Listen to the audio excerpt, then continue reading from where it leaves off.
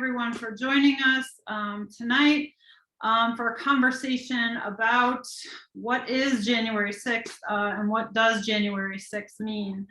My name is Melissa Moritzen. I teach political science at the College of DuPage, and I am very fortunate to get to be able to host these events.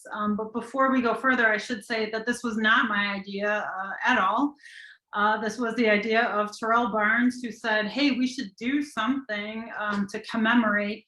Commemorate might be the wrong word, to sort of say, hey, this happened, and we can't let it go by without having a discussion, without saying, you know, what does it mean? What is our country doing about it? How are we thinking about it? How are we conceptualizing it? How are we framing it? And how do we want to think about it going forward? And I was like, your friendly professors at COD would be more than happy to work on that with you. And so I'm joined by my colleague, David Goldberg. We are having technical difficulties, so we actually have to share a screen. So he's going to jump on when he needs to speak. So you could just pretend that Melissa is David when he has to jump on. I didn't ask him if he wanted to. That's the way good colleagues work, right? You ask, tell them when they're going to participate. But I think this is one of the wonderful things about the College of DuPage and about the College of DuPage community, that Terrell had this idea. I said, hey, we would like to help. And then he contacted me. And then this is our community, right? This is the 502 community that we work together. And then we reached out to Azam and to Don Potajny and Don Hyder-Markel, who's at Kansas, who's a friend of David Goldberg, who were just like, yes, let's have this conversation. Let's each give to it what we can, our area of expertise, so that we can at least somehow make sense, sort of what happened. I think this is an event like 9/11. We all knew where we were. Or like my parents, they all knew where they were when John F. Kennedy was shot. I can tell you, and I think everyone on the screen, exactly where they were when they first heard news of this. When my little sister called me and said, is this something I should worry about? So thank you, Terrell, for asking us to do this and for asking us to host this. And giving us this opportunity to do this and to work with you and to make a new partner for COD, to make a new partner with you. We are also fortunate to have Congressman Bill Foster with us today, who reached out and is willing to share with us his experience on that day. As we know, what January 6th essentially is in our minds is the day that the Capitol, there was a riot at the Capitol, it was an insurrection, it was a coup, it was a day that, in my mind, that there was a siege. And so to be able to have someone who was there to give us an account of it, and to introduce and frame for us sort of those experiences, I really appreciate it. So we're gonna lead off with that. And so Congressman, please, if you could share with us those experiences. Sure. Well, good evening, everyone. I'm Congressman Bill Foster, and it's my honor to represent the 11th Congressional District in the United States House of Representatives. That's an area that represents Aurora, Joliet, and Naperville, the second, third, and fourth largest cities of Illinois. And so thank you to the College of DuPage for inviting me to participate in tonight's discussion as our nation prepares tomorrow to mark the one-year anniversary of the insurrectionist attack on our democracy. The congressional certification of a free and fair presidential election has been a hallmark of our democratic system from the very beginning. And the peaceful transition of power is often referred to as the miracle of our democracy.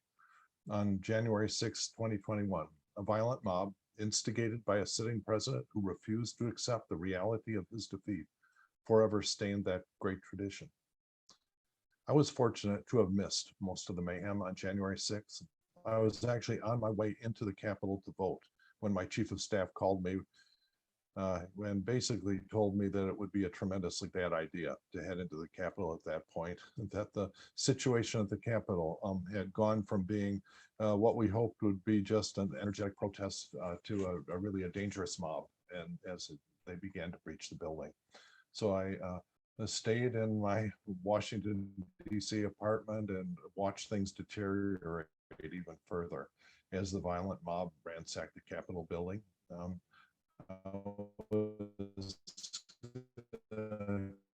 communicating with other members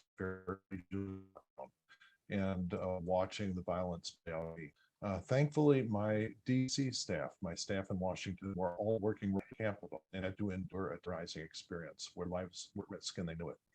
I'm sure we will always remember the videos and pictures from that day, and not just of the lawmakers being hurried away to safety by the Capitol Police, but of staffers huddled under their desks and barricading themselves behind doors to avoid the violent mob. It was truly a disturbing moment in our history, and one that we cannot and should never forget. We also should never forget that while innocent people feared for their lives on the Capitol, President Trump was watching gleefully from the White House dining room, apparently pleased with how his incitement was unfolding. First testimony by the Select Committee to investigate January 6 confirms that he refused pleas by members of his staff and even his family to call off his mob. During this incredible dereliction of leadership and the best attempts of the Trump mob, our democratic system endured. I shared the resolve of so many of my fellow members who knew how important it was, not just for the American people to see, but for the entire world that was also watching, that we get immediately back to the business of certifying the election as quickly as possible. So we had a very late night that night, because at that moment, none of us, not Democrats or Republicans, were going to let our democracy be halted by mob violence. And later that evening, as we returned to the very chamber that had been desecrated hours earlier in the name of Trump's falsehoods, we completed our constitutional duty and sent a clear message to the world that American democracy would not succumb to the angry mob that was bent on ending it. We should all be proud of the strength of our election system in the United States. It is based on the strength and trust of citizens and built precinct by precinct at every polling place throughout the country. At every polling place, anywhere in our land, election judges of both parties are present. So if you have any questions about the fairness of the count in any precinct throughout the county, you should understand that the local board of elections or the county clerk can get you a copy of the public results for every precinct to get out our spreadsheet, and then you can get out your spreadsheet and calculator and verify the results yourself. And you should also be assured that there were witnesses, Democratic and Republican witnesses at every precinct, to making sure that the election was conducted fairly. And that is how our citizens can know and understand that Trump's big lie is in fact exactly that, a big lie. So as a citizen, what else can you do to help? Well, first, election judges of both parties are needed for every precinct. The trust that our democracy depends on is based on the trust built at local precincts throughout the country. You can also just get involved in our elections, no matter what party you support. Sign up as a precinct committee person to make sure that people in your neighborhood are informed about elections, involved in elections, and voting in elections, because participation engenders trust. And when you see that our system is threatened, stand up and make your voices heard. Not with violence against our public officials or police, or disruption of legal proceedings, or with Americans' flags turned upside down, but with pride in doing your part to defend the greatest republic that our world has known. That is how we will keep it. I intend to fight for legislation to continue to strengthen protections for people to exercise the fundamental rights to vote in free and fair elections that our entire system is dependent on. The House of Representatives has passed two important bills to do just that, the John Lewis Voting Rights Act and the Protecting Our Democracy Act. And I was proud to vote for both. And as we wait for the Senate to act, we cannot stop talking about why it is so important to the survival of our democracy that we take action to protect our elections from the would-be autocrats and violent mobs. So once again, thank you, Missy, and to the College of DuPage for holding this event tonight. Thank you all.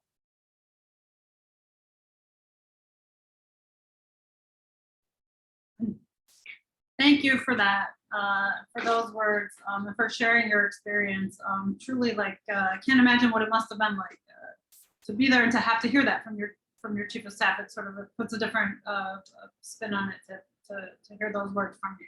So thank you for sharing your experience.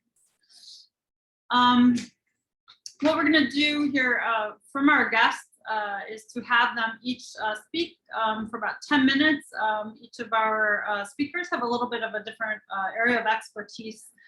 And so the first three speakers, Don Hyder Markel, Azam Nizamuddin, and David Goldberg, are going to give us a little bit sort of a background of events that have led up and conditions sort of that led up to that day. And then after that, I'm gonna come in and give a little bit of a timeline of what happened. And then Don Potashny and Terrell Barnes are gonna talk more about sort of the lay of the lands now.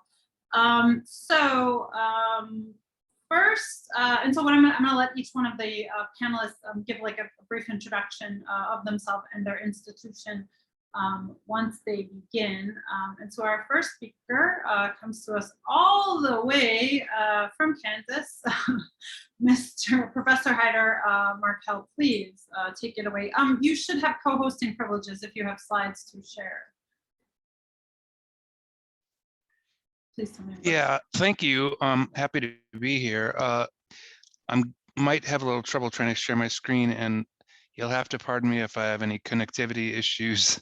I live in the country outside of Lawrence, Kansas, so I'm doing the best I can from home, but I'm going to try to share my screen. So I'm trying to remember how to do this. I haven't done this since last spring. Actually, I taught in person in the fall. So let me try to pull this up.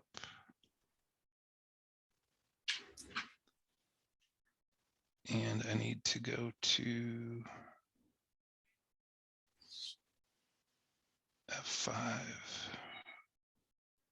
right?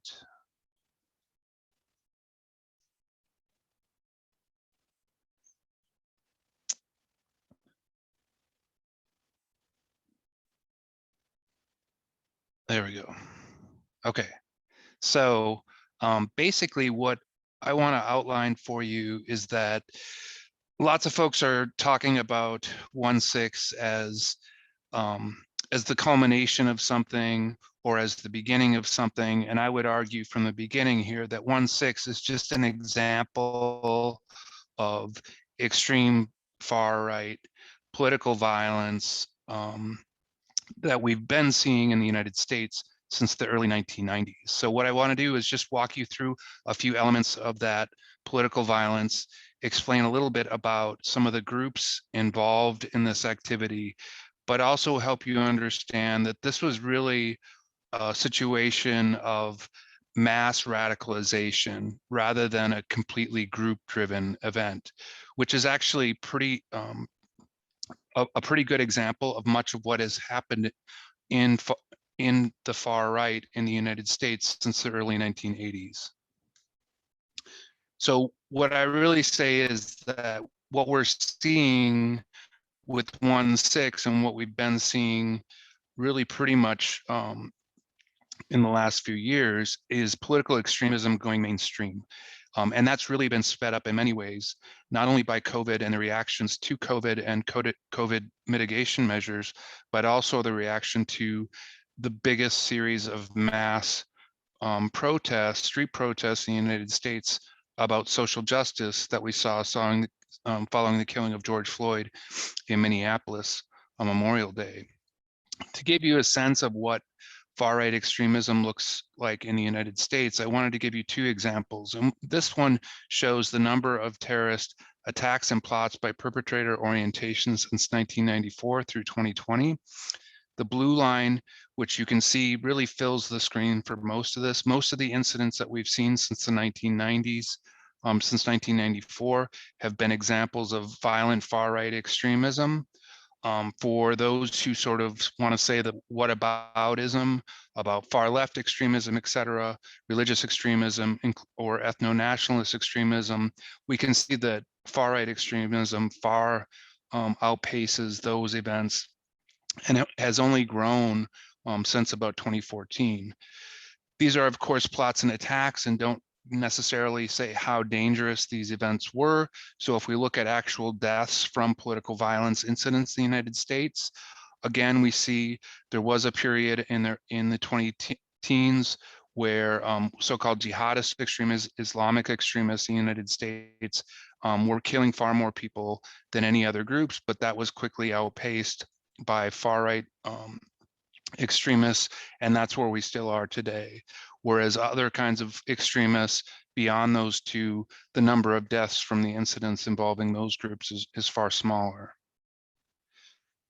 In the context of thinking about this, of 1/6, I can't stress enough of thinking about the system of unrest that was occurring, not only with following the George Floyd killings in June of 2020, and what this shows you from the left of January 2020 through January 2021 is basically the number of demonstrations occurring, and whether those are left-wing demonstrations or right-wing demonstrations. And you see quickly there in May and June into July, and even through the summer and into the fall, the sort of gray area are left-wing demonstrations, largely occurring as social justice demonstrations.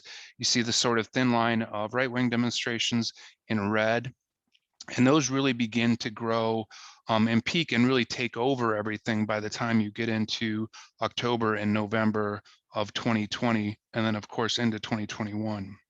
So that's the context in which 1/6 is occurring. And I don't think you can really ignore that. People are sort of radicalized to go into the street and pursue their activism in the street rather than simply sitting at home or waiting for the next election. When we think about the far right, what I like to think of, and I know one of the other presenters is also going to talk about groups on the sort of racist right as well, but there are really several kinds of strains of far right groups in the United States. And on the one hand, you can call sort of the racist right, which typically is also anti-government. But on the other hand, there's part of the far right that really isn't necessarily inherently focused on issues of race. They're focused on issues of nationalism. They're focused on an anti-government perspective. And what we saw in 2020 into 2021 was really the most important set of groups that have been operational since really the rise of the Tea Party movement in Barack Obama's first term. We have a few of these groups that I just want to mention. One is the traditional sort of citizen militias, constitutional militias, some of which have been around on and off since the early 1990s. More recently, with the rise of the Tea Party movement, we've seen groups that are militia-like or paramilitary groups like the Oath Keepers and the Three Percenters, formed in 2009 as well as 2008.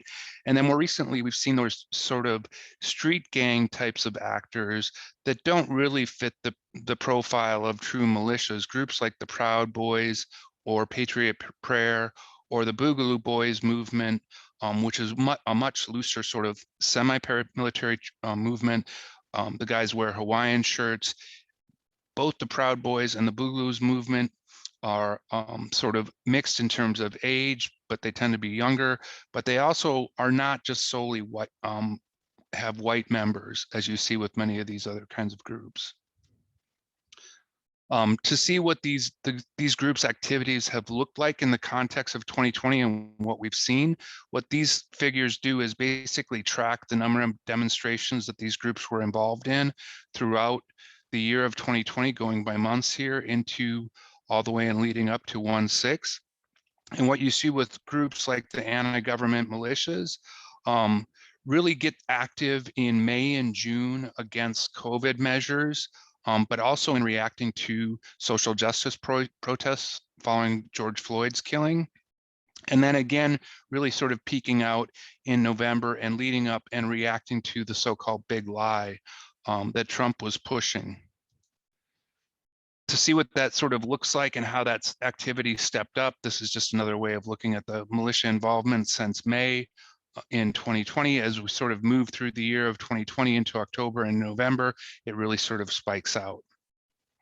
The other kinds of groups like the Proud Boys and Patriot Prayer have been more active consistently and were more active in 2020, but their actions again were in large part in reaction to the social justice protests that were happening throughout the summer, and then really again peak in November and December and all the way up to 1/6. Whereas white nationalist groups, for the most part, were far less active throughout the year, and were more focused on directing their activities related to responding to social justice protests. To see what this sort of looks like, and I want to say this in the context too of, I forgot to mention that we had some sort of dry runs of these capital types of attacks, both in Oregon and Michigan. In Michigan, it was first in April and then in May, where we had armed militia groups show up at the Capitol with some damage to the Capitol, threats to lawmakers, and arrests were made. Again, in Oregon, we had both in June and December similar incidents occurring with militia members showing up at these protests to protest COVID restrictions, but then also later in December to protest the results of the election. And to see the kind of overlap across these groups, and part of the reason I want to highlight this is because in the far right generally, there's not a lot of typical communication between groups or association between groups. In part, the far right is defined by the fact that you get these dynamic group leaders that have their particular followers, and we're part of this group and not part of this group, and we don't sort of commingle amongst each other. But when you look at the group activity over the course of 2020, and if you look at this strange sort of figure, I know it looks weird to begin with, but if you start at like sort of 12 o'clock as a clock here at the top, that's the beginning of 2020. And as you go around the clock, around the circle, you're going throughout the year of 2020 all the way up to the Capitol riot. And so you see these kind of group activities and then where they overlap. So the dark green color is Proud Boy activity at protests throughout the year.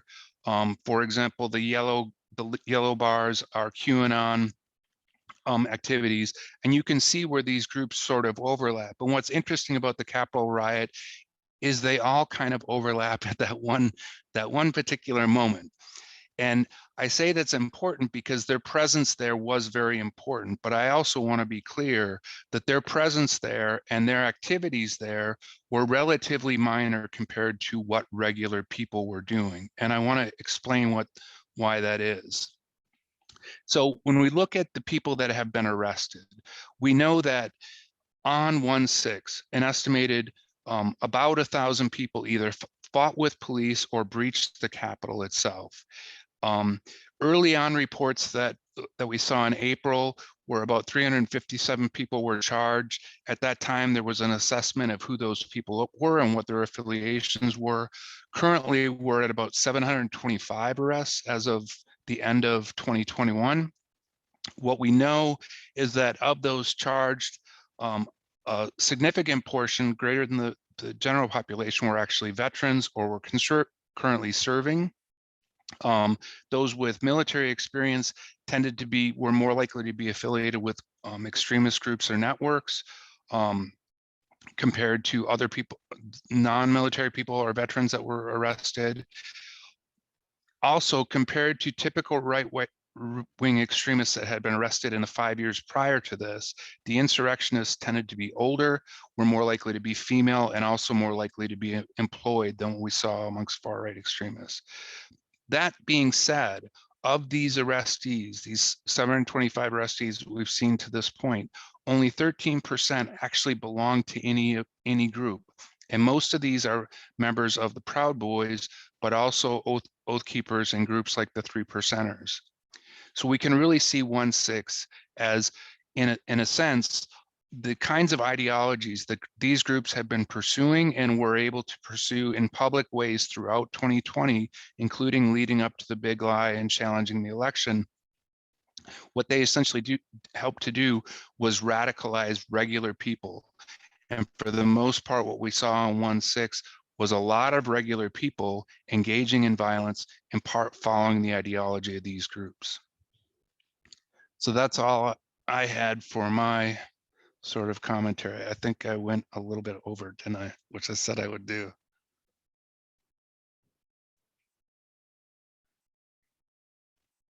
Oh, you're muted.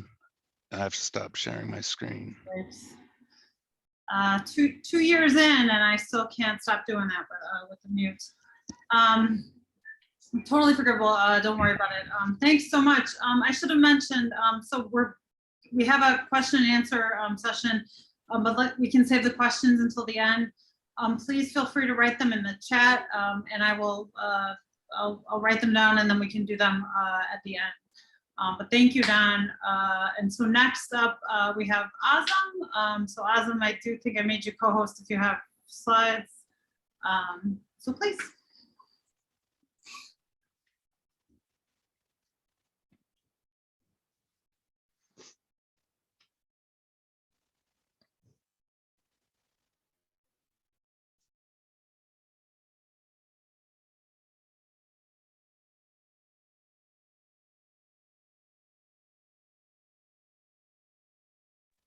Azam's muted.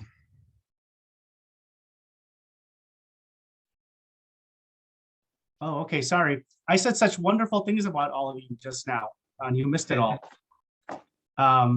Okay, I'm gonna share my screen, but just again, I wanna thank you all for doing this program, and to all the panelists and COD as well. Can you guys all see this?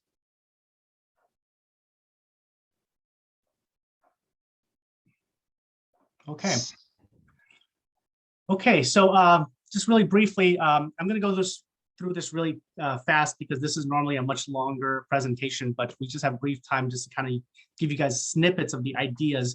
So I'm taking a sort of a wider lens here to kind of give you a little bit of backdrop of how the political ideas that really shape who we are as a nation and how it shapes our civic discourse and civic engagement is really important because definitions are important. Definitions helps, terminology is important, helps us sort of understand phenomena around us, whether it's health related, law related, politics, education, etc.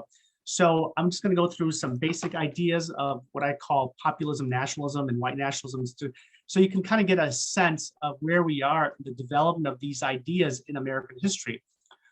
So I'm going to begin with populism and why that's really important. Even though we don't use the term as much historically, we don't really use, as Americans, we don't use the term nationalism and populism as much until more recently we started using these terms. And there's historical reasons for that, which we don't have to get into right now. But the idea is, what is populism? What does it really stand for?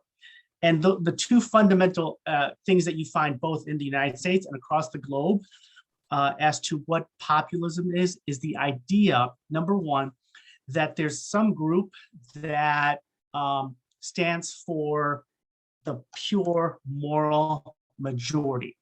The idea that somehow the moral majority or the majority itself has been pushed back or marginalized or ignored. And therefore, someone needs to come in and sort of take the reins and fix that for the have-nots, if you will, which happen to be the majority. Okay, and secondly, you'll see the term that often that is sort of in contraposition to this notion, which is the idea of the elite, that the majority distrusts and are opposed to the so-called elite. And elite are often defined as corrupt. So it's not a coincidence that one term that was circulated over and over again in the 2016 presidential election against the Democratic candidate, Hillary Clinton, was elite and corruption, or the corrupt elite. She's part of this sort of corrupt elite notion. And they sort of tagged different things, and they even ran a documentary against her to show that and so forth. Now, this is nothing new, meaning the idea of populism has been in the United States for a while. The first sort of historians first looked to the presidency of Andrew Jackson, who's considered like the first populist because he's not part of the original political class in DC. He was not part of the Federalist movement, for example. He was not part of the Jeffersonian Republican and so forth. He really represented a frontiersman and a naval guy who was sort of, the developing the wilderness on behalf of the United States against the Native Americans and so forth. And that's where he kind of got his chops from. And ultimately, he's known as the guy who really led to the Trail of Tears for the history of the Native American population. But he had some form of personal charisma, which is always an important component for populists. Nevertheless, the first time you really begin to see this idea in a formal way in terms of political activism is in the 1890s with the rise of, this notion of a farmers' alliance and People's Party against the East Coast banking elite. And this was really articulated formally by none other than William Jennings Bryan in the presidential election of 1896, who railed against, again, the elite, the urban city dwellers and so forth, against the banks and the trusts and so forth.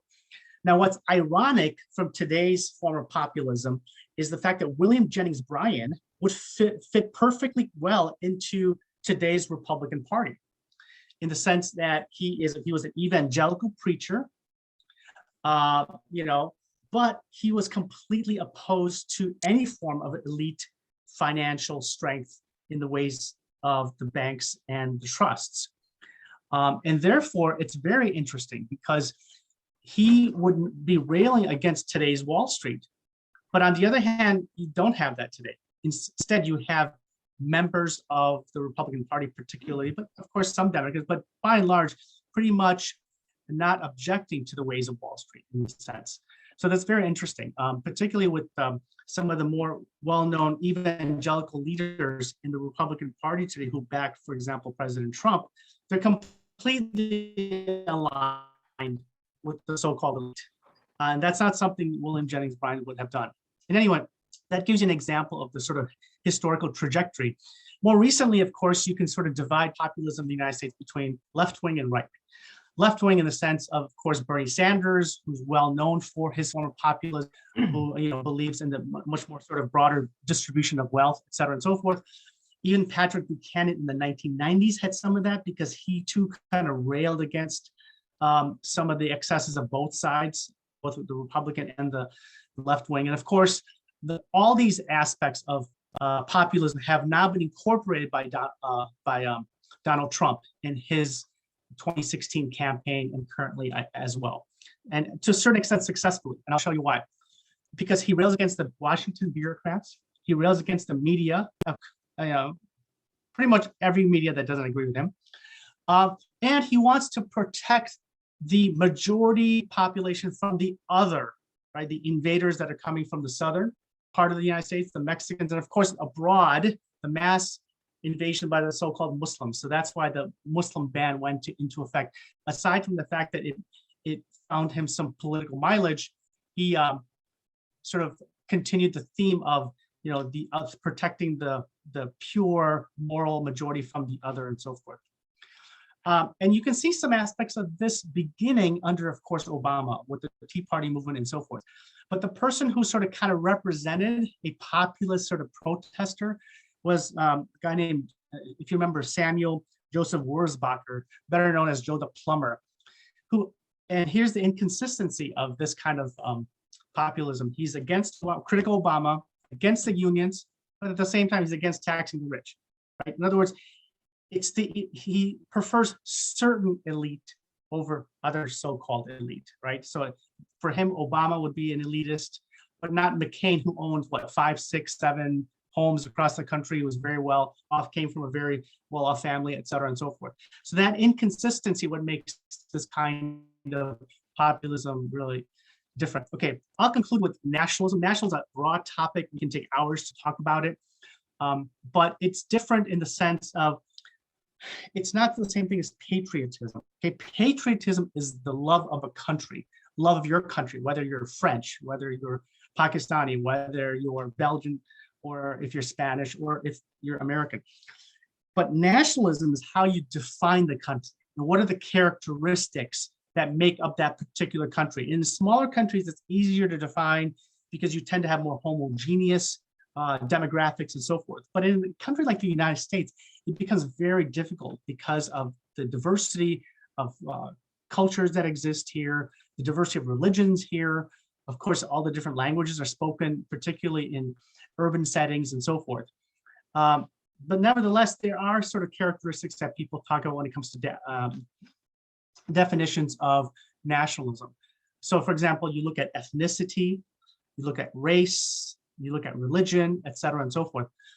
But the United States can often be described by historians as to be a civic nationalism, civic form of nationalism, which consists of adherence to common ideals, for example, enshrouded in the Constitution, such as the Bill of Rights.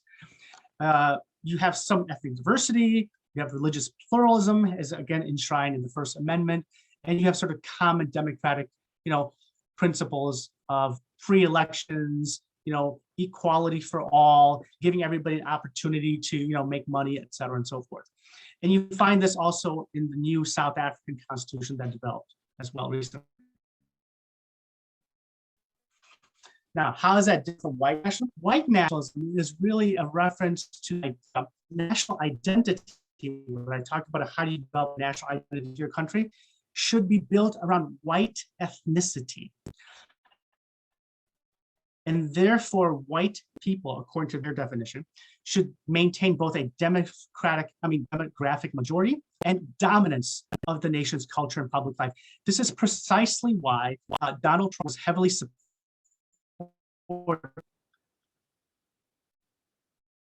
that the largest population now in terms of ethnic group are Hispanics, for example. So that's why you find Trump, who's willing to literally close down the border with Mexico to stop that from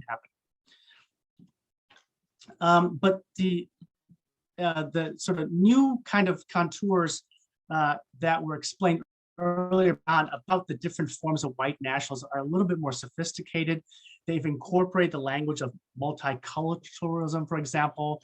And their focus is not that somehow, white people are superior, but that there are other people that are the problem. So concerns about, for example, quote unquote, black lives. You don't want them here. Focus on law and order. If we don't have our sort of representation that we are going to, it's going to lead to the white genocide, for example. The kind of language of multiculturalism, language of human rights, and so forth.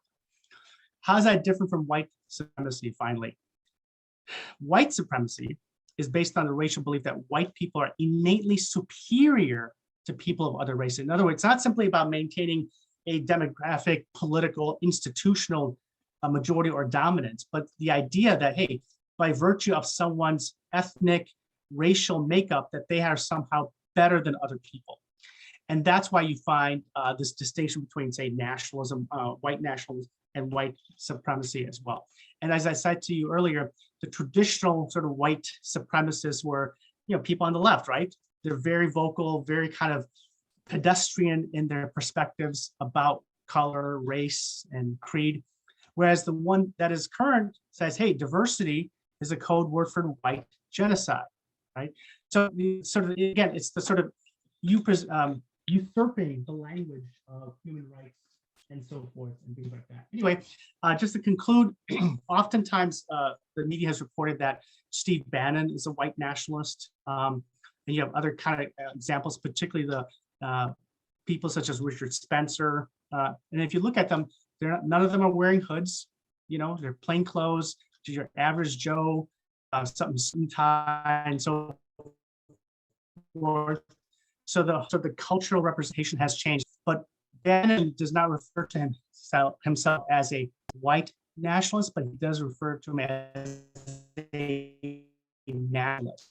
And this is having a global impact as well, where you see, for example, in a very sort of nationalist party in Serbia support Trump, and you find the rise of these populist movements internationally as well, such as with Marie Lovewood. So simply limited to DuPage County, to Illinois, or the United States. This is a global phenomenon, and there's lots of intersection going on. But I'll stop here because I don't want to take any more time further. And I hope this just gives more sort of opportunity for people to consider these ideas and share thoughts. Great, thank you so much for that. And so moving along, so it's a good sort of a segue, I think, because you both talked about some of the international stuff. David Goldberg will give us some more of that international perspective.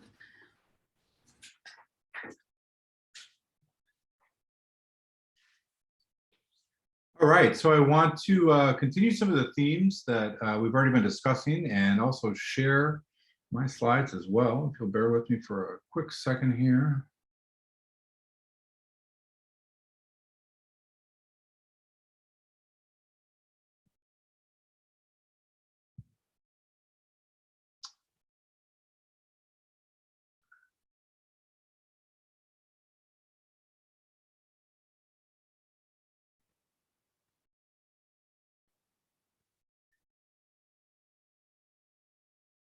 All right, thank you for your patience. Hope everybody can see that.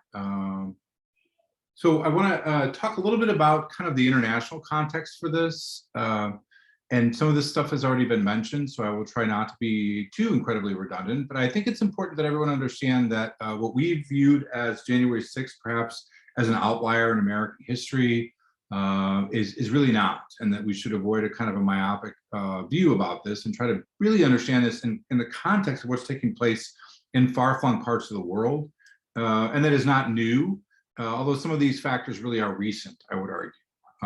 So I fall guilty as some of our presenters.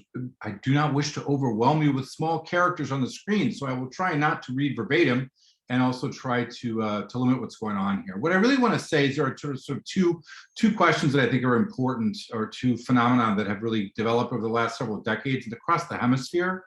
And one is that we sort of thought after the 1980s, when there was a wave of democratization, that once a country becomes democratic, that it's a kind of a linear progression. And once a country becomes democratic, there's no backsliding in many parts of the world. So some of the countries that I'll be talking about, we believed, and certainly in the United States, that democracy was in a sense cast in bronze and concrete and could not be in a sense undone. I think what we're learning is that there are some serious threats. The second piece is that the traditional notion of a coup, of an undemocratic election, interruption in constitutional government, that the actors that were doing that were largely thought to be external to the state. We thought that they would be military, that they would be former leaders, that they would be other actors in the country who are seizing power on their own, that are external to the rule of law and institutions. And I think really what started happening in Latin America in the 90s and in the early 21st century was that many presidents who were democratically elected, to be clear, and to sort of, again, put that in a more geographical context for us, is to understand that many people who were democratically elected began to use institutions and the process of democracy to undermine democracy and to deconstruct democracy. So that could mean a change to a constitution, change to a party system, change to electoral laws, all under the guise of democracy. And so that was something that was kind of new and different that's really been happening in the past couple of decades that I think is worth understanding, that some of the things that seem unique are in fact not unique. In order to save democracy, and there are a lot more cases than the ones I'm going to put up on the slide presentation, on the slide deck, are countries that those actors who were involved in coups and self-coups, again, democratically elected heads of state, who chose to use the mechanisms of democracy in order to deconstruct democracy, did so in the name of saving democracy. So there's a lot of irony and sort of pretzel logic associated with this that's worth understanding. I think what we've seen, the theme that was mentioned earlier, is that we see a lot more of, I see the resurgence of populism and nationalism and authoritarianism that I would date kind of in the most recent context back to the Brexit vote. The idea that the European Union, which was thought to be largely successful politically and economically across Europe since the end of World War II, was viewed by a majority of citizens in the United Kingdom as no longer serving their interests. That was a real head scratcher for a lot of people that thought that the train of globalization that would bring prosperity and democracy, again, a kind of a one-way trip, thought to be in question after Brexit. So a lot of the things that I'm talking about kind of date back to 2016. Our roots are earlier than that, but certainly that's the one that's the most recent. So if we look at some of the countries where we've seen this rise of populism and authoritarianism that goes along with it, right? Because there are different strands of populism, not all of which are ultra-nationalist, not all of which are associated with undemocratic actions, not all of which are associated with violence and trying to capture the state. I think the countries that I've chosen here and the leaders that are either presidents or prime ministers have been democratically elected largely during that period of time or even earlier, and are using some of the tactics of self-coups and of changing and undermining institutions for their own purposes to strengthen their own hand.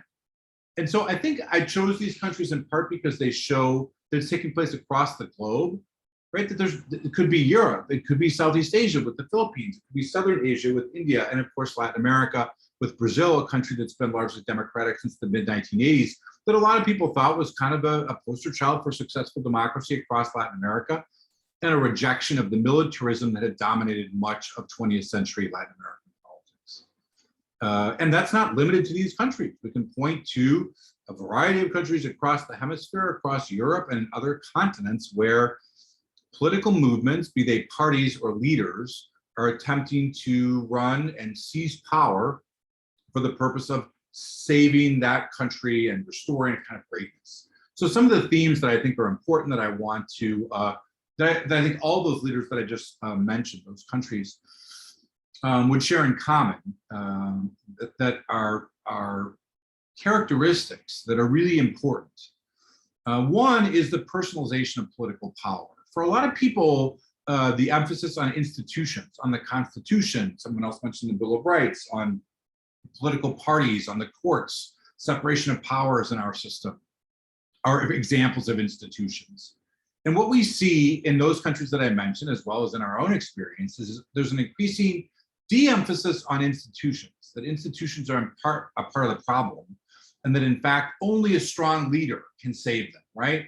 And so this is sort of Putin in Russia really represents the sort of centrality of that, but many other leaders emphasize that as well, that the existing system, the rule of law, the way things have been done are inadequate, and only this strong leader, through their force of will, can solve the problem.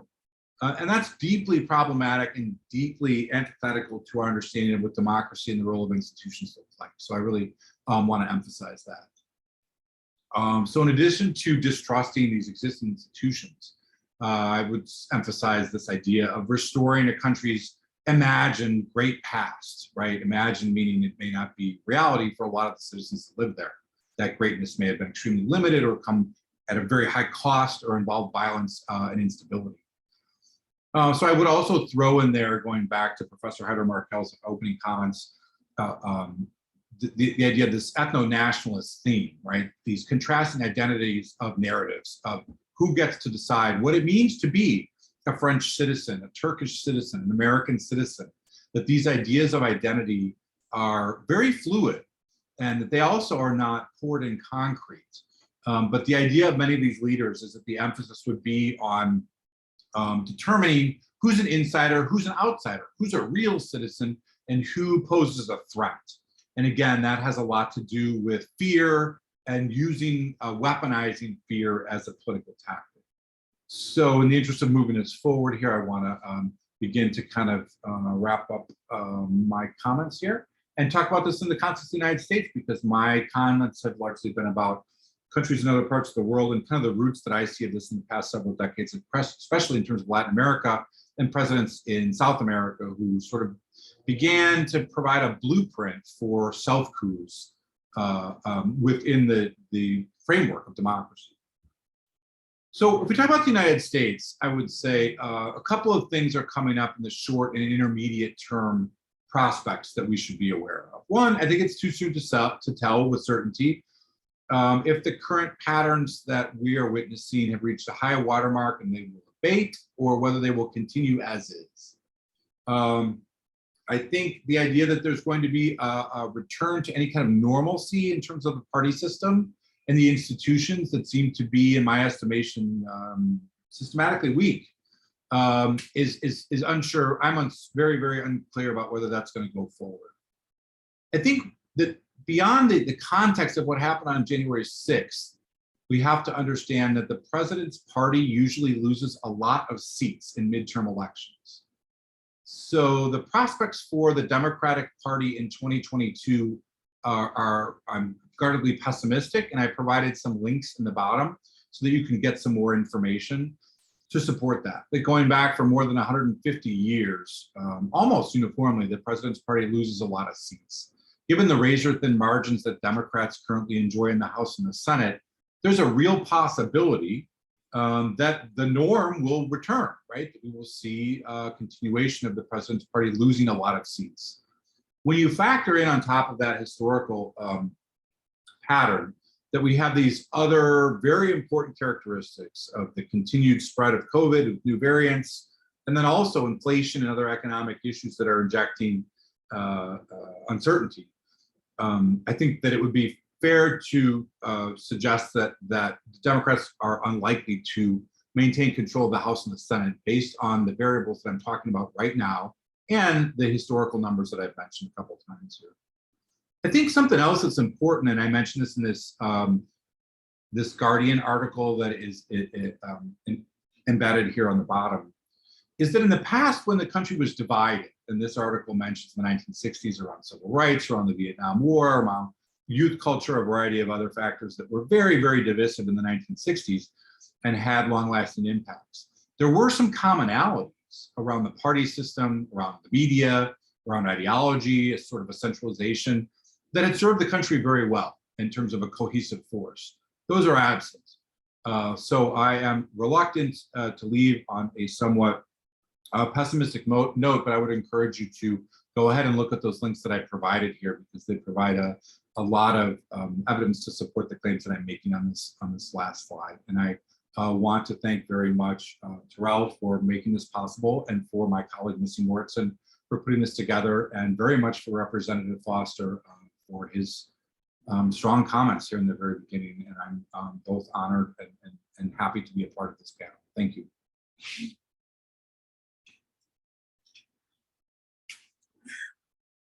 Thank you, David. So what I'm going to do, maybe not so well here, is to switch us, just to give us a little reminder, I suppose. We all, as I had mentioned, remember where we were when we first heard the news, but just to give us a little bit of reminder of the timeline of what happened. What I really like about David, Azam, and Don's presentations is that it shows us almost three separate strains, the things that we're feeding into it, what I feel like now after hearing those presentations.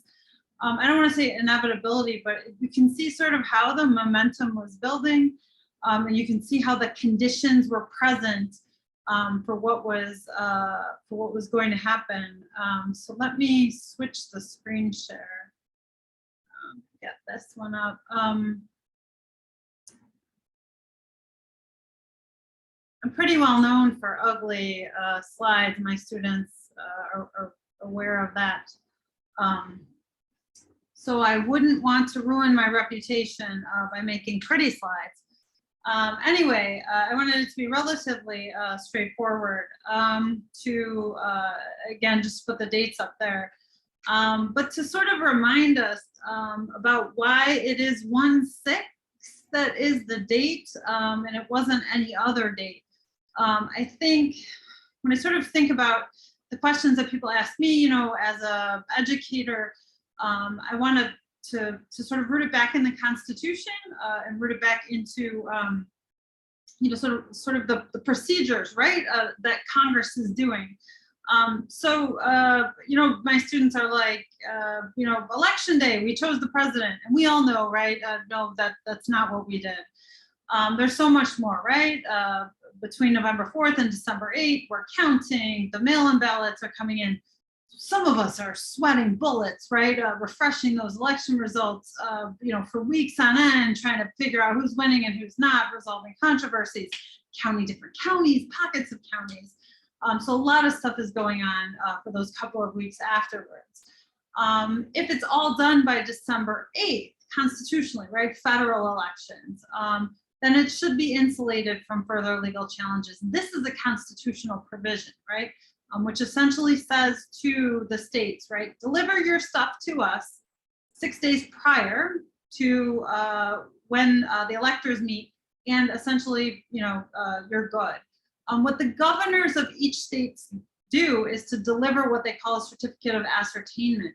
It's a very official sort of procedure. If you go to the Library of Congress, you can get a very long document, which, yes, I make my students read, which show the official procedure of it. It's not even as simple. My students get so angry, right? It's not even as simple as the Electoral College. It turns out there's far more to it than that. But we vote. Then there are more procedures, but once the state boards of election and the secretaries of state certify those election results, and as the congressman said, you can check, right? You can go and you can check, and you can see that these results are valid. The boards of election, the state boards of election, secretaries of state certify these things, they stamp it, and then the governors deliver the certificate of ascertainment to Congress, and then the state electors meet. The Electoral College is not one unit. When I was a kid, I thought it was like one thing where everyone met. It turns out it's happening in state capitals across the country on the 14th. Then they have another certificate that they deliver. The point of this is that it's a big procedure, right? It's a complicated procedure. On the 23rd, these votes arrive to the Senate. On the 3rd, the archivist transmits it to Congress. On the 6th, that's when Congress counts the votes, right? So I suppose that they could have chosen any one of these dates, right? But the 6th is the one that is the most ceremonial, right? That's the one when Pelosi is in the House and Pence is in the Senate, and they are, convening, and they are having this, are we going to accept, are we not going to accept? And so if you're going to make a ceremonial sort of run for it, if you're going to do something the way that Trump did, if you're going to stand there and say, never concede, right? Never give up, that would be the day to do it. So the reason why it was the date of January 6th is because that is the date that Congress counts the votes. The hope was to prevent Congress from counting the votes, or, right, as we know, to get Mike Pence, to prevent Mike Pence somehow from accepting. What we learned, what a lot of people learned, is that in the Constitution, Mike Pence's role is really to preside over that counting. His acceptance of it really is a physical sort of thing. It's not he doesn't have authorization, right? He doesn't say, okay, he doesn't somehow certify it. It's really a physical sort of thing. On that day, by 11 o'clock, a Trump crowd filled the ellipse near the White House. That wasn't accidental. They didn't all just wake up one morning and say, hey, I think we'll go to the ellipse near the White House because it's January 6th. So as Azam and David and Don had discussed, these things had been in the works. And what we know, right, even from seeing things on social media, is that this stuff had been in the works for a long time. At noon, Trump began to speak, repeating his false claims, and then telling the crowd to never give up and never concede. That's not just a little speech angry at not winning, right? That's incitement. We heard reports of armed groups at state capitals. A half an hour later, crowds gathering outside of the Capitol building. An hour after Trump says, don't give up and don't concede, initial waves of protesters have gone over the barricades. That's not a short amount of time, right? 5 minutes later, Congress begins to meet and Pence says, I'm not going to intervene, right? Constitutionally, Pence says, I can't, that's not in my power. We can, go back and forth about, whether he thinks he should or could, or, as my grandfather said, coulda, woulda, shoulda, right? But constitutionally, that's not his power. That's not his place. Trump is still speaking, right? Not a man of few words. So Trump is still speaking for 70 minutes. He ends his speech at 1:10 and urges his supporters to march down Pennsylvania Avenue. Again, that's not just an accident. At 1:12, as Paul Gosar and Ted Cruz are objecting to certifying Arizona, the mob has breached the Capitol. So the Washington Post put together, by looking at footage and social media posts from that day, they put together a timeline of events, and it's really good.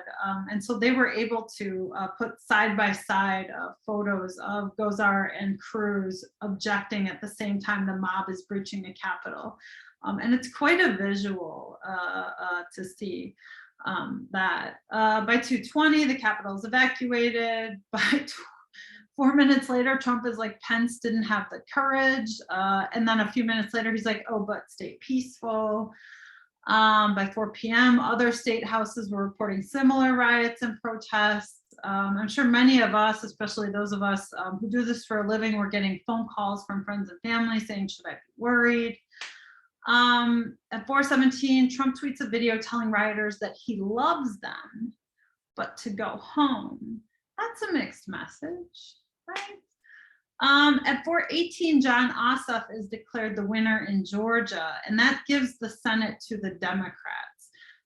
The Georgia races are an important aspect of this because at 2 a.m., right, Raphael Warnock had won Georgia. So that was like one away from Georgia going to two Georgia Democrats going to the Senate, and then the Senate being delivered to the Democrats.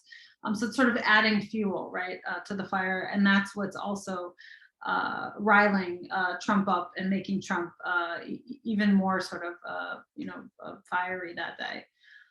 At 4:18, finally, Maryland and Virginia send the National Guard into the District of Columbia. So lots of talk that day. Why did why didn't they send him earlier? Did the mayor of DC refuse help? Did she say don't come in? Did she tell them to stand down? Why not? Why wasn't there somebody there earlier? And of course, the way that the district is handled, the way the district is administered has something to do with it. But the Capitol Police surely were overwhelmed. So why did that even happen? It's the capital of the United States, right? The DuPage County Federal Courthouse could not be breached right now, today. There's no way that could happen, right? So the one in Wheaton, that couldn't happen there, but somehow this was able to happen at the capital of the United States. So some unanswered questions there. By 6 p.m., DC had a curfew, but Trump, meanwhile, is tweeting up a storm, right? And not condemning the violence, not saying, don't do it, so sending mixed messages. At 8 o'clock, Pence reopens the Senate. At 9, Pelosi reopens the House. And then by almost 4 a.m. the next morning, we have a president who's declared a winner. Again, this is mostly a ceremonial thing, but the Constitution says these things have to happen in order for us to have a president.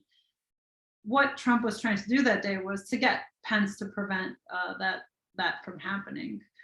He was not successful from having it happen, but a whole host, sort of, right, of other things had happened, and so that's what we're left with, right? That is what 1/6, or that is what January 6th means. That is the things that David and Azam and Don have talked about that had led up and came to a head that day.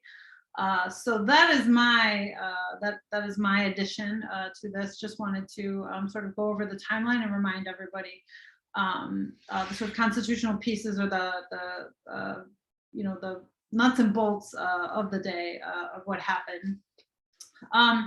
So next up, who we're going to have speaking is Don Potajny to talk to us a little bit about some of the military aspect of it.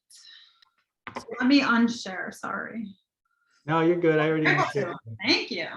No problem. Can you see my slide? Can you see my picture? Thank you. The Canadians did a good job of touching up all my wrinkles.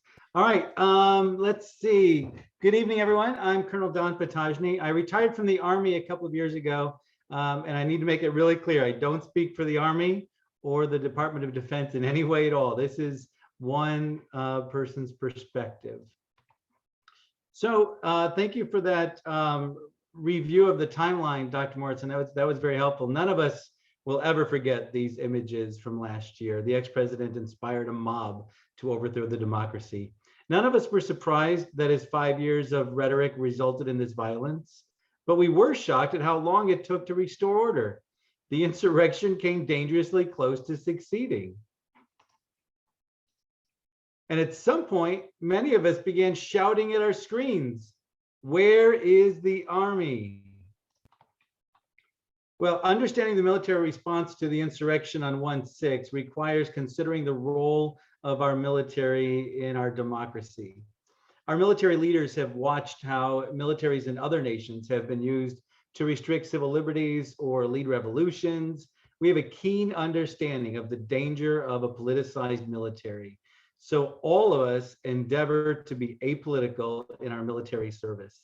By the way, it's grossly inaccurate when some news stations will refer to Bush generals or Obama generals. I enlisted in the Army under Ronald Reagan, and I served in uniform under 7 presidents.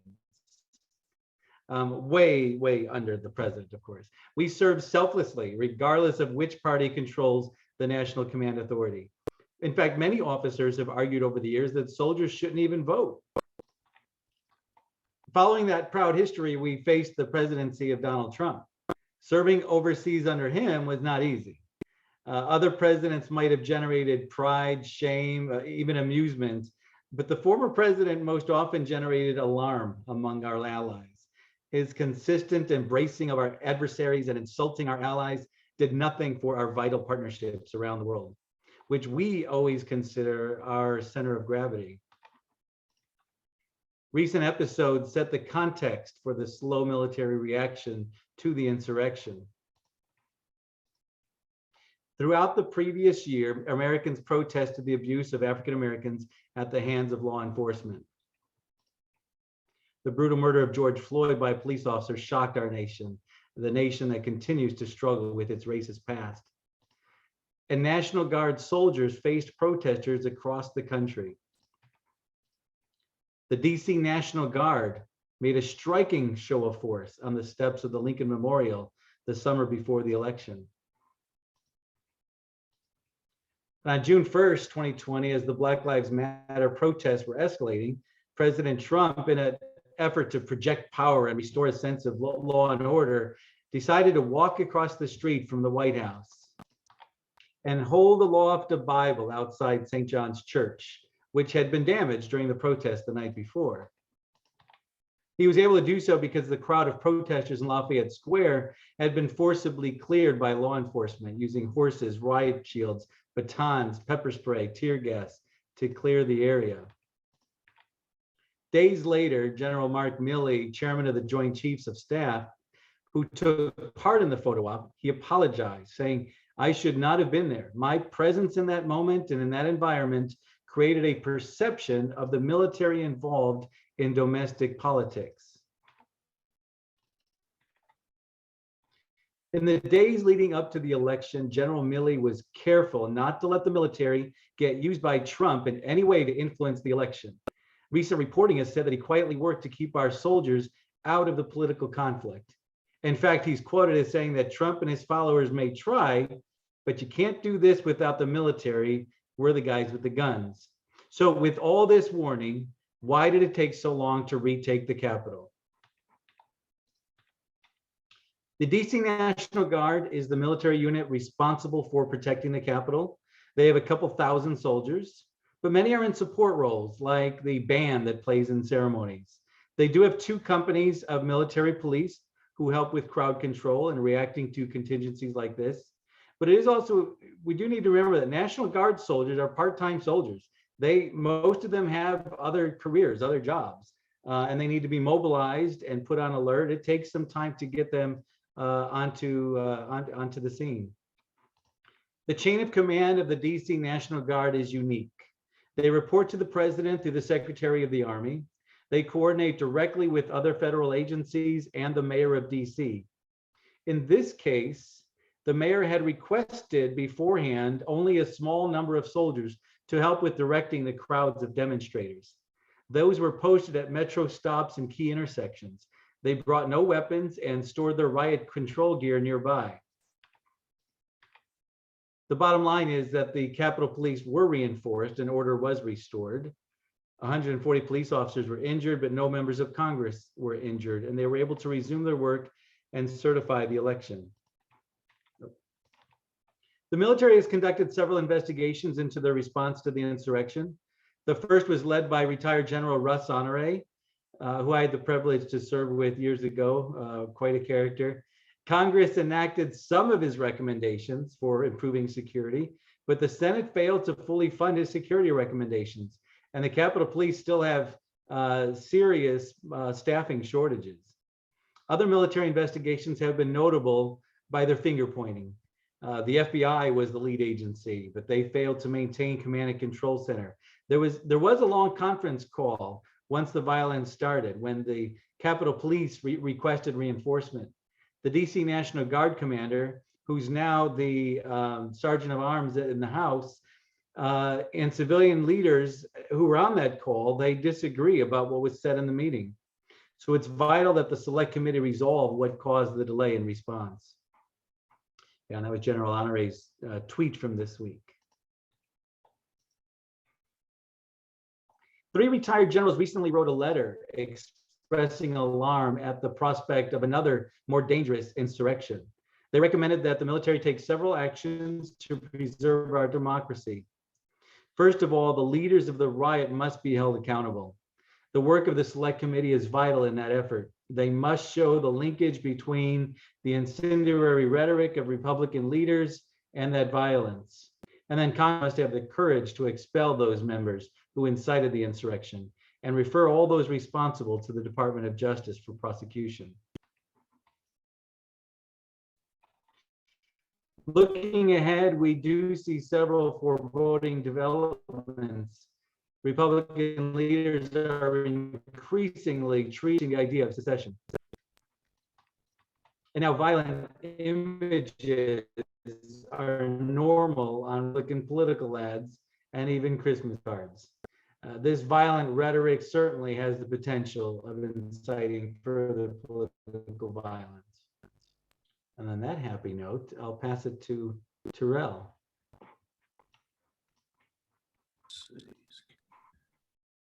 All right. We'll see if your screen is off. How do you get that off? When you share, it will, but.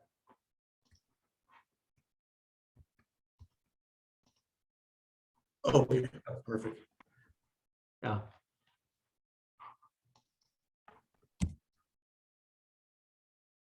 All right. I guess I'm up. It's not really showing me coming up. Still seeing Don on my screen. I'd like to thank Dr. Morrison for putting this event together, helping put this event together, and Don for that presentation, awesome. The other Don, and forgetting somebody, but everybody that sort of joined in.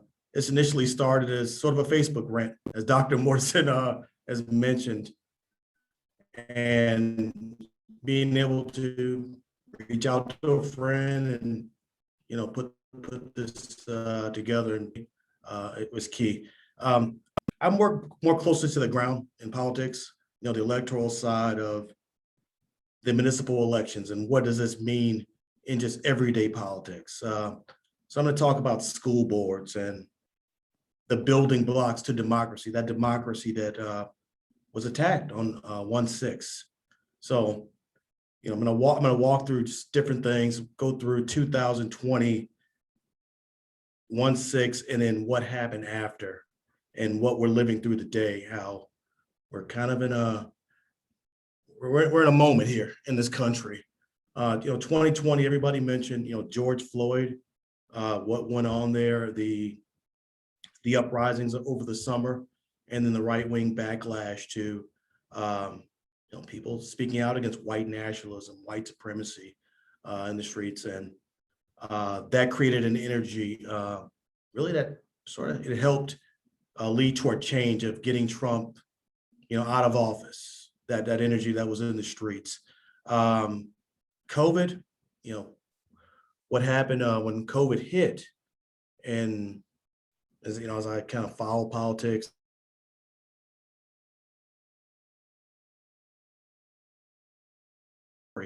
when he had to give those press conferences day after day about COVID, it's kind of hard for Fox News to package a president a certain way when everybody's seeing it in real time.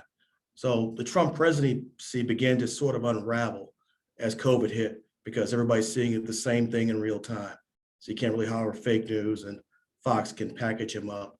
George Floyd hit, the energy, in the street around the issues of racial justice, bled over into just the energy in other areas, and the voter turnout was higher with the mail-in voting. So when we talk about things like the big lie, I like to add a little add-on to it.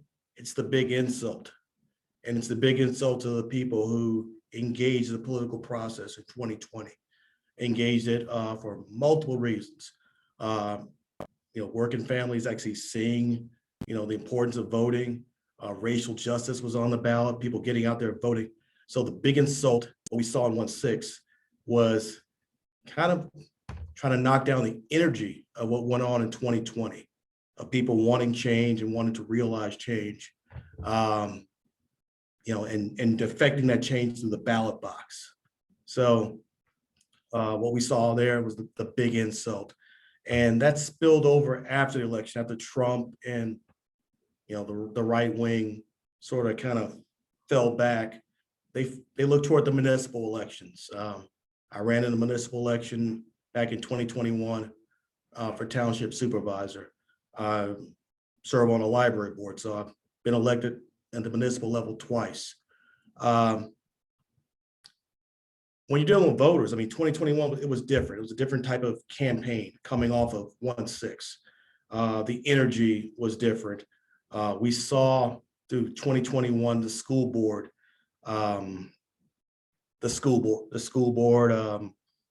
sort of little uprisings where it was all around the issue of critical race theory, but it's more of a red herring to really build that anger and get at the building blocks of democracy.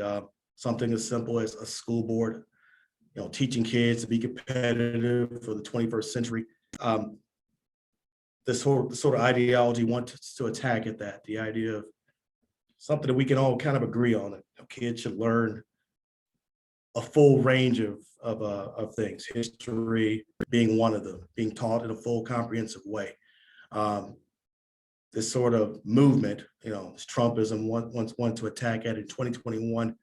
And, it took the form of the National School Board Association sending a letter to President Biden and asking for federal law enforcement, Homeland Security, and the FBI to help at these school board meetings. One notable thing that happened in our local area in St. Charles, a lady by the name of Carolyn Welber, had four dead rodents on different occasions thrown in her house. Her garage, I guess they came in her garage and unplugged her refrigerator in her garage. These violent sort of things where it's coming at local officials, getting very localized. lady in Arizona who served on a school board was sent pictures of the back of her head.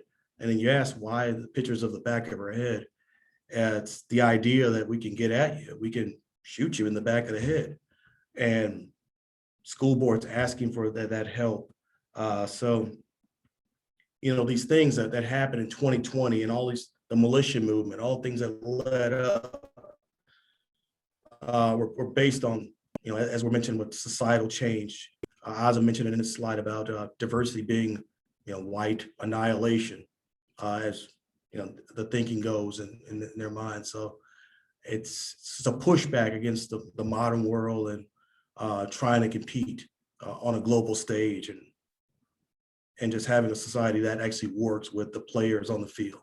And we have a diverse society and employing everybody in our society to make it better. So 1-6, I mean, I'm happy that we're having this this forum because it's like a 9/11. It's like you know, where were you when Kennedy was shot? Because it's a day when you know, democracy was attacked. I mean, in the past, we would hear right-wing arguments about shrinking government down to the size where you can drown it in a bathtub. You know, that was bad, but they agree that you needed a government still. We're at a point where they don't want government at all. It was just a straight up hit. It was a hit job that didn't get home.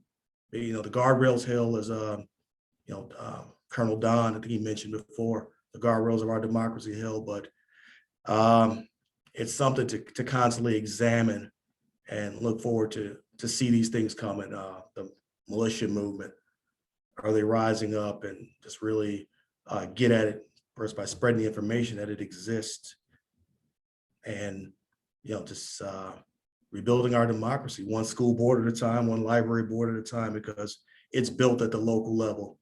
And how do we diffuse this energy to try to get back to just neighbors discussing policy at a base level before we even get to Congress or, you know, that sort of stuff. So I'd like to, happy to chime in on that and look forward to questions.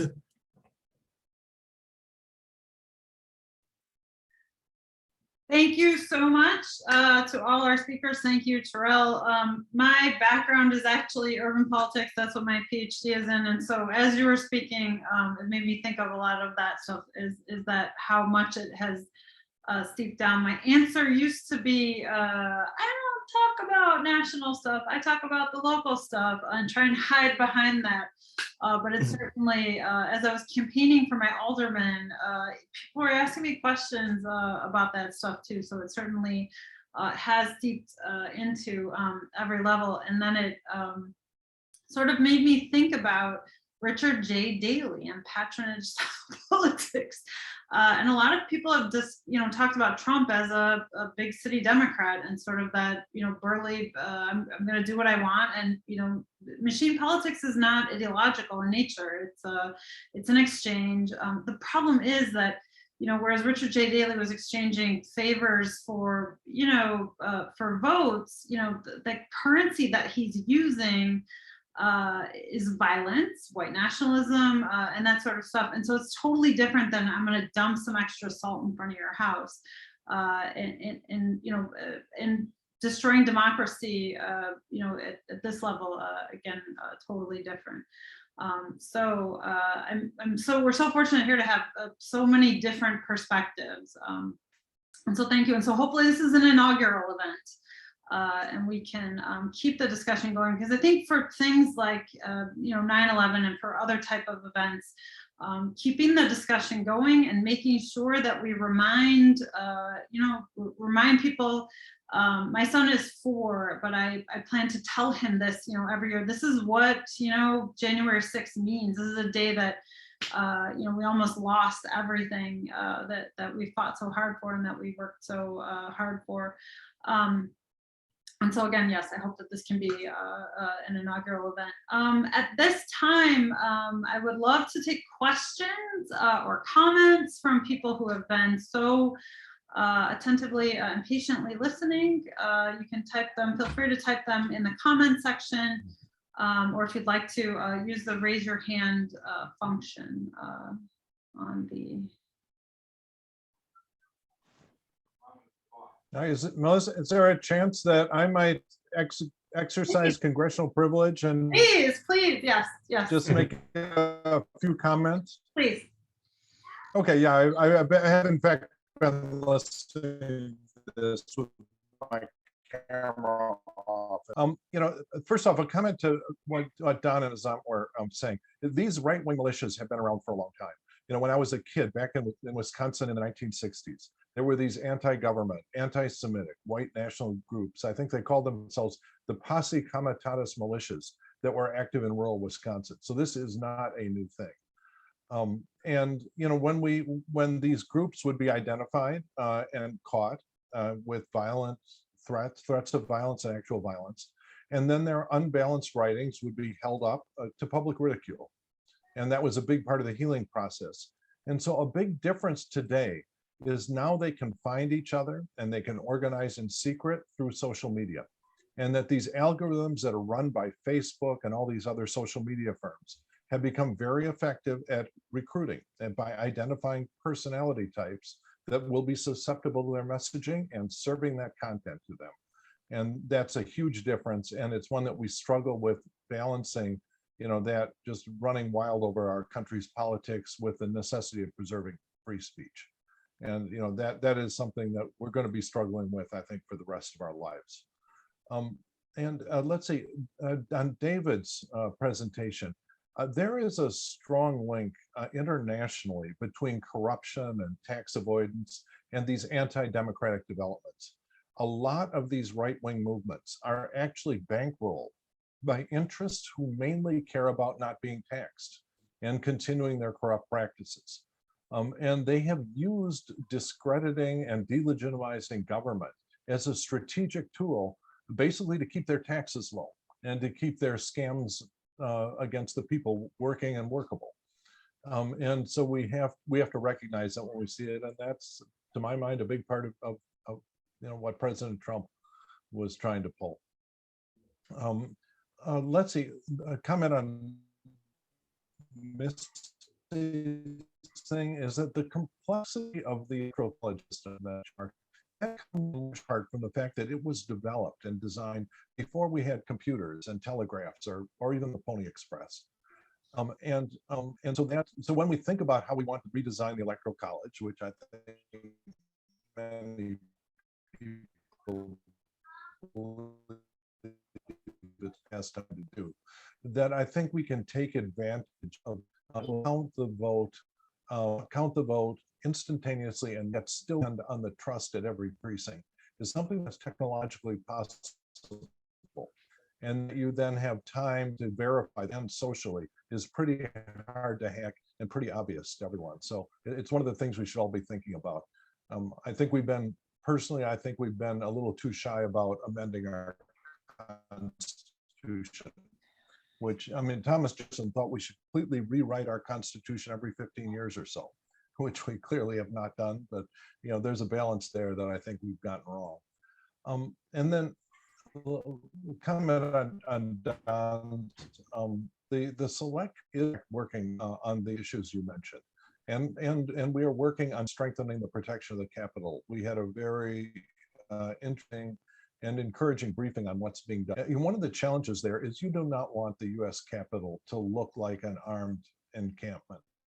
You want to look to the visitor like this is, you know, a temple of our democracy and a touch point where ordinary members of Congress can talk to the people they represent. Something, you know, and the risk to elected members of Congress is never going to be zero.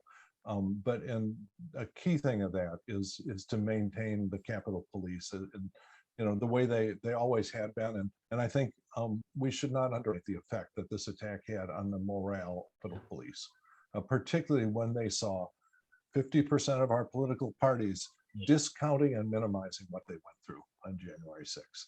It is just really, you know, I've had some just heartbreaking discussions with you know, these people that, you know, put their lives on the line to keep me safe and every member of Congress safe every day. And they say, no, look, I'm just leaving. I'm leaving. I've got this nice job. and lined up. I can be police chief in a small town and not have to worry about the crap that we have to go through politically as a, and so that is something that we're going to have to keep working on. And just Terrell, just thank you for your involvement in local politics. You know, that is the key thing. We have to have engagement at all levels, and to make sure, because if you've engaged with our electoral system, you tend to trust it more. And then if you just sit there and imagine all these fantasies about how it's really not some conspiracy working against you. So thank you all. And I'm afraid I do have to jump now. I've got a long list of things, but this was a great discussion, and thank you all for participating. We really appreciate it. Thanks so much. Thank you so much. And thank you for supporting COD. Thank you.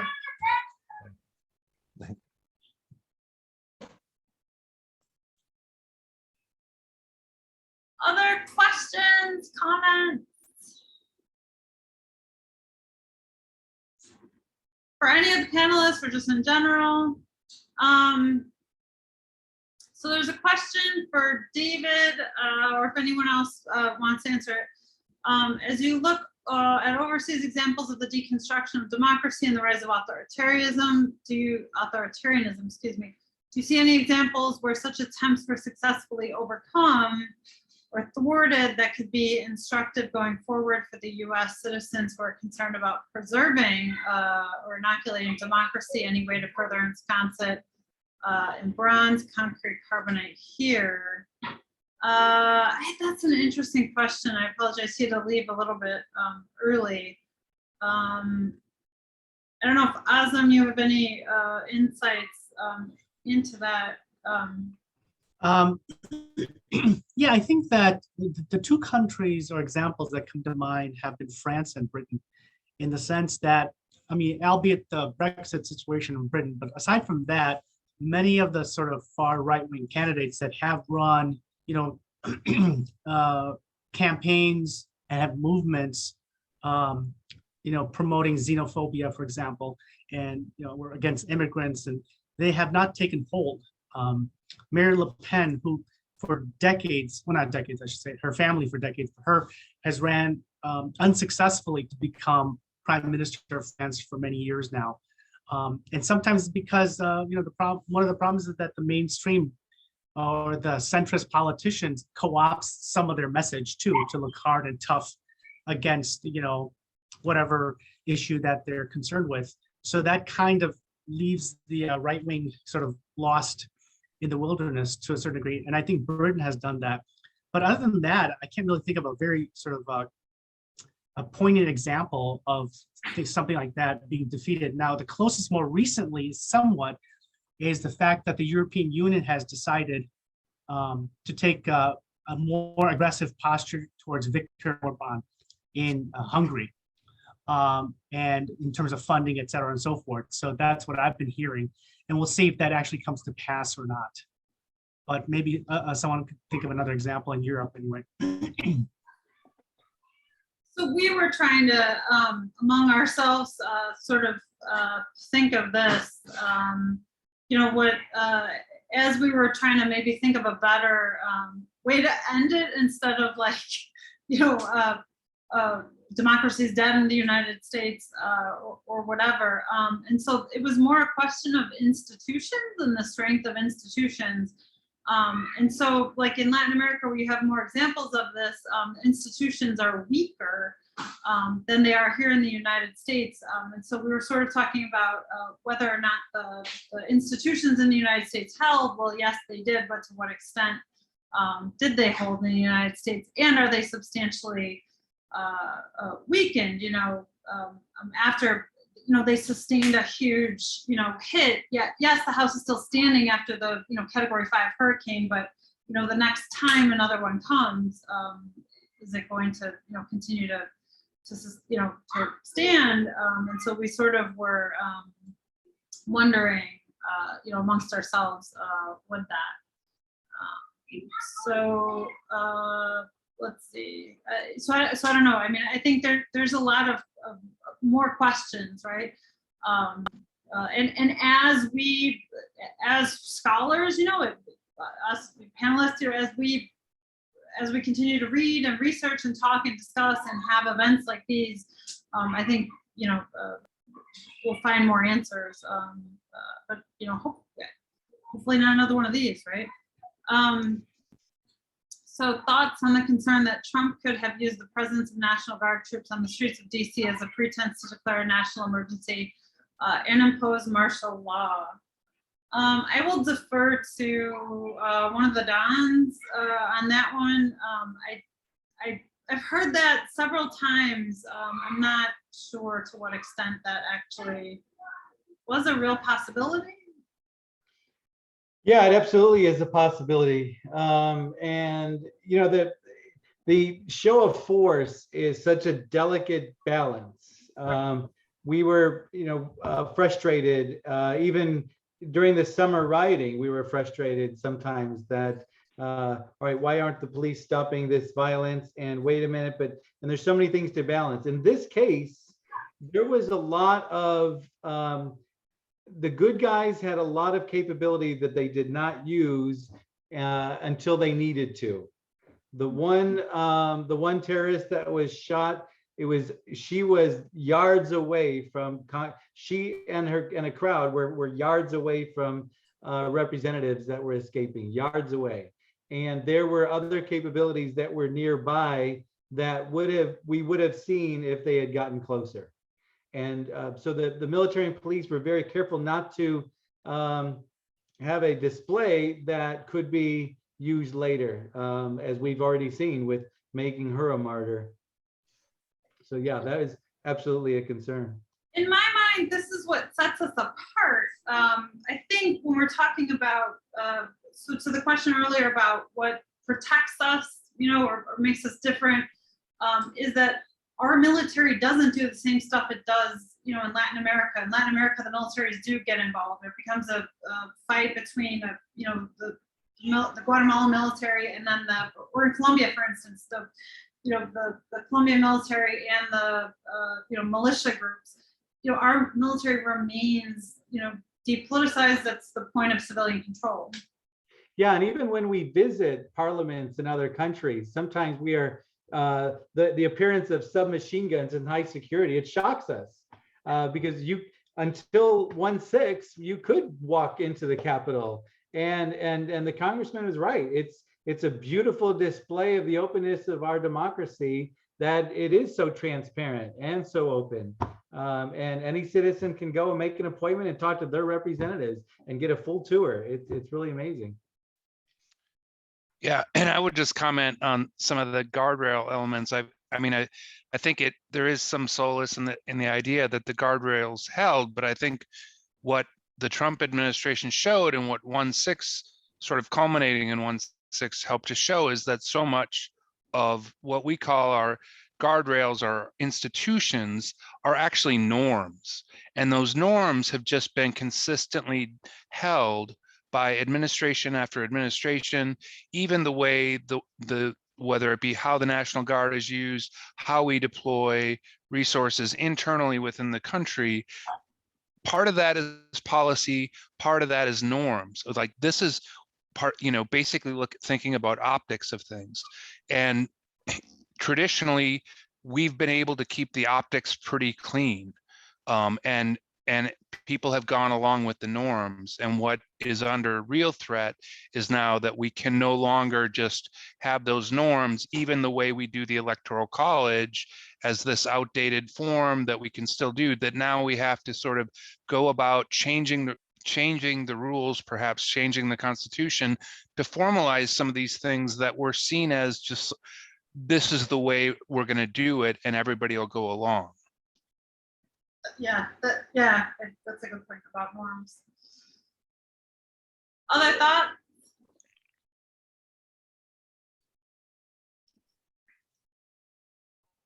Well, I think the only other thought is that when you have a person who has like a very grandiose personality and who thinks that they're more important than institutions, and particularly democratic institutions, we take them as at their word early on and take them very seriously. Good point. Azam, you're right. These looking at other countries in history too, these are often about one person, one man. And when they're gone, these things, the things do change. And Melissa, I've got to share, I'm not going to let you end this on a sour note at all. The reports of democracy's death are greatly exaggerated. Look, everyone's talking about it's inevitable that the Republicans will retake the House and they're going to make Trump the speaker, and then the Secret Service has to keep the president and the vice president safe, and that we're on the road to tyranny. I avoid cynicism by understanding how much progress we've made as a nation and even as a species. 1-6 terrorists came from almost every state, and now they're being prosecuted. None have been found not guilty, as far as I can see. Bosses, sisters, neighbors, all turn them in. Prosecutors are doing their jobs. Judges, even Republican judges appointed by, most, are sentencing them. Throughout this year, that will continue to make headlines, and some bigger fish are left to fry. So what's going to stop all this? It's the election. We've got one coming up. And as quickly as the budget hawks gave them a blank check, and evangelicals gave up their morality, and foreign policy experts shunned our allies, all that'll change just as quick as soon as Republicans in power see that the electoral calculus has changed. And that happens at every level. And so there's a lot of reason to be hopeful. And Yeah. just to add to that, Don, is the fact that all the lawsuits, the frivolous lawsuits that started to challenge all the elections, particularly the November elections, were defeated. And not only in some cases were they defeated, judges imposed frivolous filing fines against the litigants. And in the case of one of Trump's attorneys, I think it was Ohio or Michigan, I can't remember, the Bar Association began proceedings to, basically bar them, or at least suspend or disbar them from the bar in that state because of the seriousness of the misrepresentations made in those filings. Yeah, they lied, and they can't do that.